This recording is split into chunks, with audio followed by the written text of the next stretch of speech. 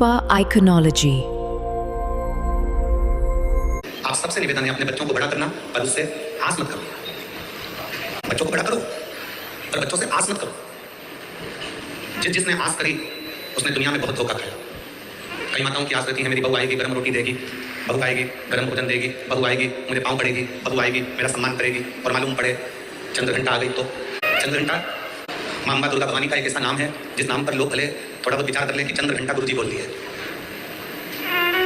शिव जी ने नाम रखा माँ पार्वती का चंद्रघंटा।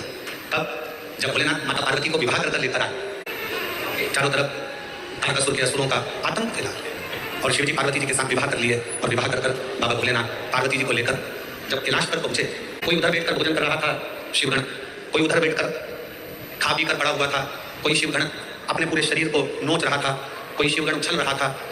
पूरे कैलाश पर भगवान शंकर के गणों ने अपना पूरा जमा कर रखा था, आड़ा टेढ़ा। कुछ बर्तन उधर पड़े हैं, सोने का उधर पड़ा है, आसन उधर पड़ा है, सब सामान यहाँ वहाँ पड़ा। और भोजन भी कोई गण लेकर आता या बनाता तो सब आपस में झगड़ा करकर भोजन को ग्रहण करता।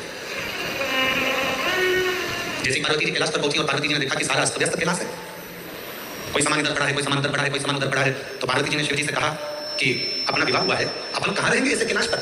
शंकर भगवान बोले अब तुम घर की बहू बनकर आई हो, मेरी अर्धांगिनी बनकर आई हो, तो अब तुम इस पूरे घर को जमाना, सेट करना, पूरे घर को अच्छा बनाना, ये तुम्हारी जवाबदारी। पार्वती जी ने कहा इतना बड़ा कैलाश और मैं जमाऊं, तुम अकेली नहीं, ये गण है ना इतने सारे, इनके साथ मिलकर जमाओ।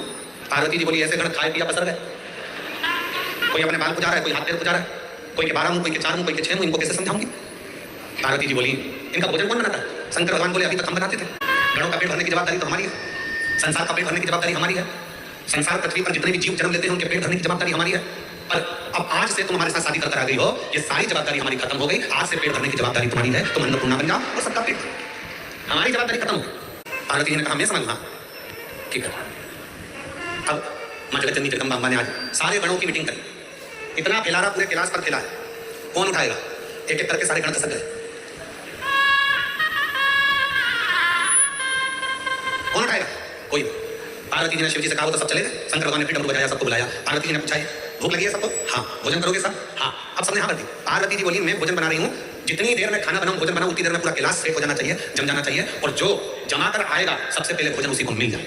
जाओ सब पहुंच गए, सबने सामान जमाना प्रारंभ कर दिया। कोई झाड़ू लगाए, कोई बुआरी लगाए, कोई तोरण बांधे, कोई मंडप बांधे, कोई कुछ करे, कोई कुछ करे, सब करे।